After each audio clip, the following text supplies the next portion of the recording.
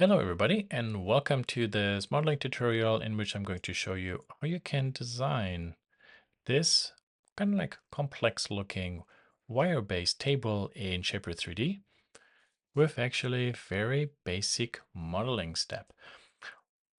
One of the really interesting elements of this exercise is how I'm going to show you how we can build a quick study. And then actually at the end, we're going to perfect this design. Everything is based on a scan, which we're going to use to analyze. And then we put everything into the Viso to create a nice material presentation of this beautiful Wirebase table. And with all that said, let's go ahead. So here is our startup file. When we take a look at it, spin around, we can quickly identify some very basic building blocks. We have a circular top, so that's a circle and we extrude. And then we have pipes on the ground. So one pipe, that's a circle extrude pattern.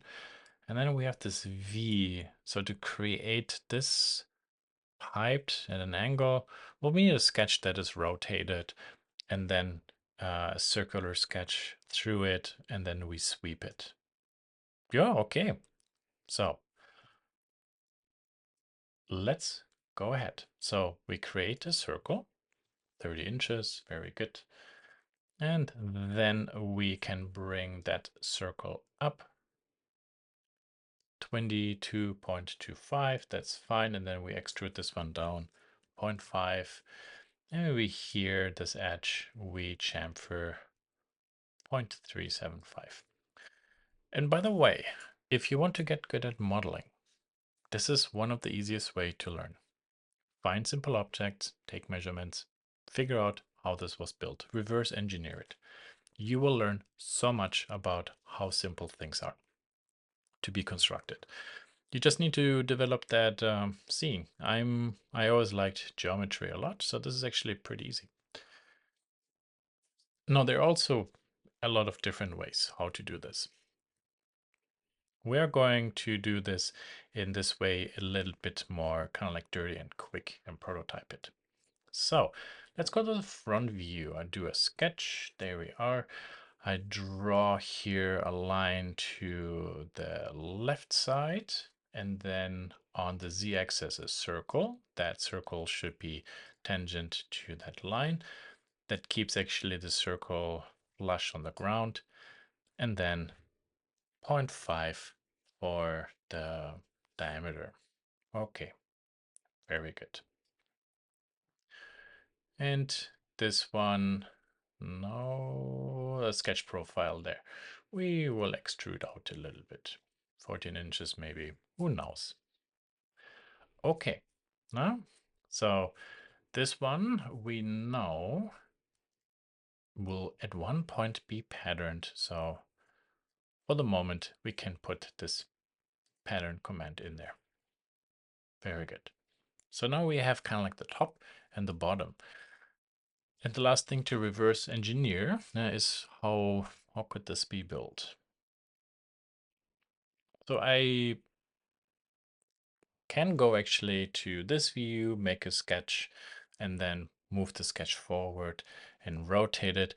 I can actually also go to this side view and go to a sketch. And then I see, for example, also where here the pipe is. So I will do the following. Here, I draw a line down. And you see now I have a height point. That's actually really useful.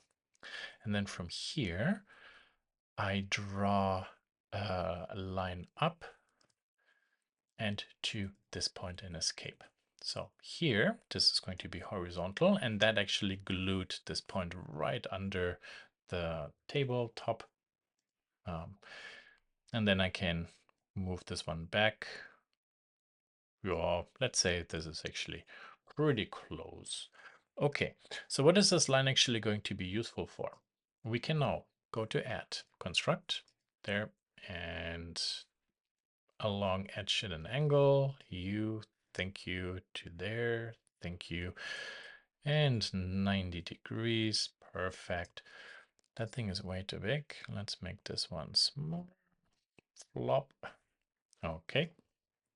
Now, because I have actually my pipe here already, and I started drawing this from the center point, I know where my other sketch has to be. So, fun fact, this recording, I think is recording number 5. And in every recording, I changed my approach, made it a tick better. Just to show you also I learned. Okay, so on this construction plane, I can now create a sketch. Because I have this here, I have the center point, no? So I go down, click, I go up or down, click. Here, I'm going to draw myself, let's say, this horizontal line again. And then here comes the arc, there, you, tangent, you, tangent, this one to here, tangent. No, that's not what I want. What's going on here? Oh, this one needs to be horizontally constrained. Tangent. There, now you see it pulled this one down. And I will create here a small line. We have to be, however, careful that this goes really on that grid and the axis. Lock it. And then we can say U to U, symmetry to this. That should, for example, put this one into the center. Beautiful. Okay. Now, what we have left to do, now you see, we just bring these lines up. They maybe go to there. That looks kind of good. This is maybe a tick too big, 0.75. Yeah, this is getting closer.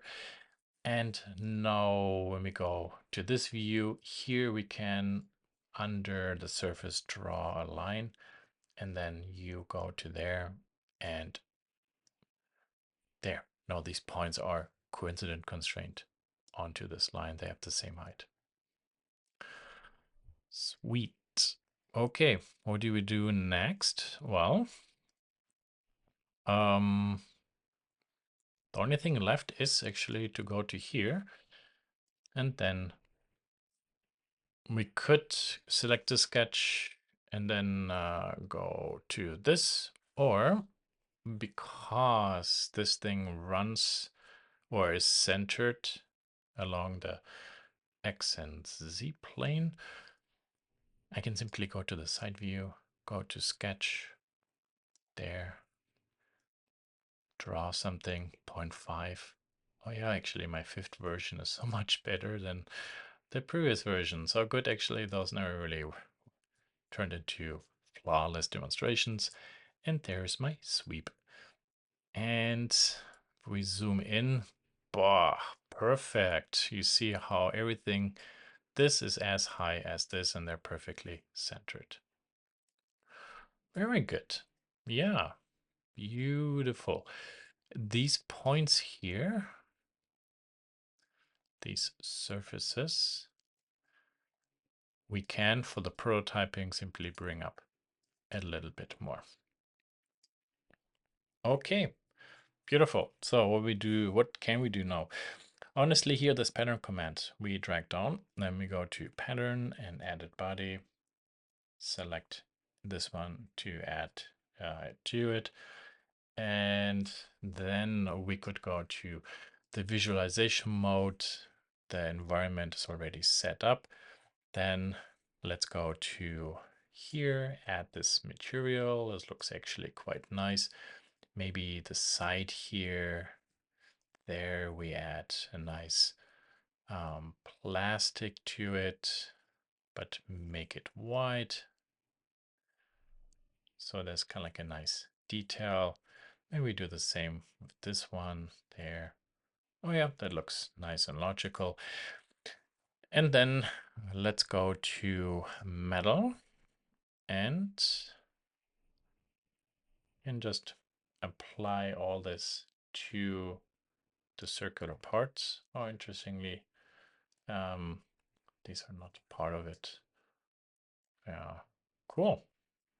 There. So you see, that's actually how easy it is to adjust everything. In terms of materials, here 1, 2, 3, all this goes into there. These sketches we put into one folder, rename sketches. There we are. The reason why this is useful, if we are now, for example, saying, well, let's drag this polished aluminum onto the circular pattern folder, you see how all the legs are being updated because all the bodies in there got it. But yeah, you see, super easy. The only thing maybe left is to model something at the bottom to figure out how that actually could be connected. But I would say the rest here, that design is actually done. But to be really fully done, there's one tiny detail left. How do we get these arcs in there? As always, there are many ways, and I also tried out 4 different times, and now I figured out one that is actually even easier and foolproof. So check this out. I want to add an arc between all these 3 legs, no?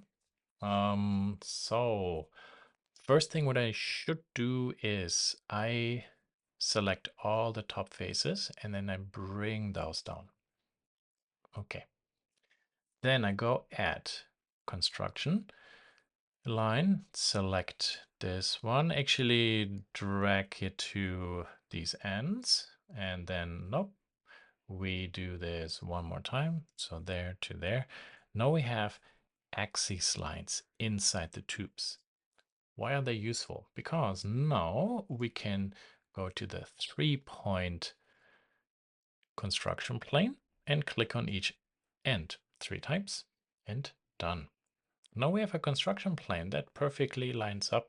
You see, run through these 2 your legs.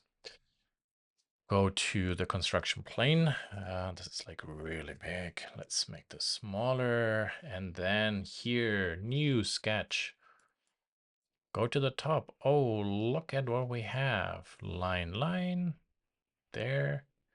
From the midpoint down, snapped onto that the construction line.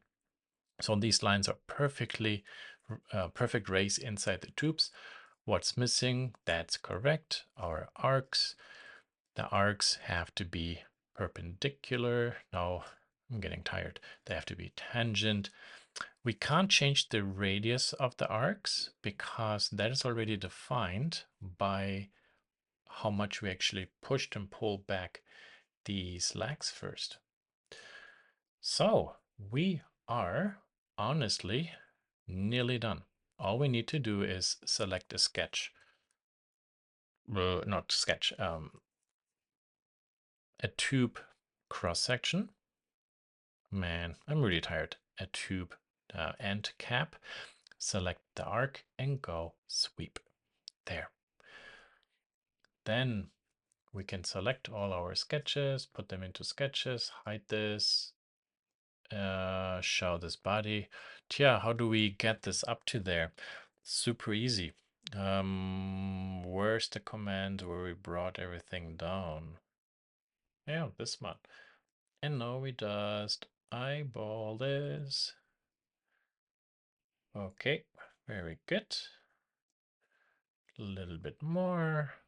There. Could even go a little bit more. Then we could put like a metal plate under it, with which we then could screw into, let's say, the tabletop. Okay, so this is actually pretty good. Can we bring this one down? No, because then that actually would, I'm 100% sure it would break. Yeah, you see, it broke everything else. What we simply will do is this one, that gets its own. Oh, we have to be careful. That gets its own circular pattern. Isolate, select the whole body, circular pattern, bring this down 360 degrees. There we are. Thank you. Cross fingers. They all should actually sit on top. Then you, you, you, you, you, you, you, you. Did not select something completely. Okay, you and you. There, union. And done. Did it work? Wow, it did. I would like to go back to here, insert breakpoint, because I want one thing to adjust. This here, these pipes, I will bring down by a little bit. 0.05. Just make them a really tiny bit smaller. So now 0.4. Actually, maybe here 0.25. So now this should be 4.45. These are 0.5. So the main reason that is we will have a nicer transition there for welding. Okay. And breakpoint, everything is good. Then we could select, for example, here these corners, detail this a little bit. In real life, that's all a welded joint, which we wouldn't really fill it, but we would, like with a grinder, grind everything away, polish it there. Or we can do it this way. Yeah, now let's go finish it. And oh, it actually happens if we make this white. Well, that looks nice.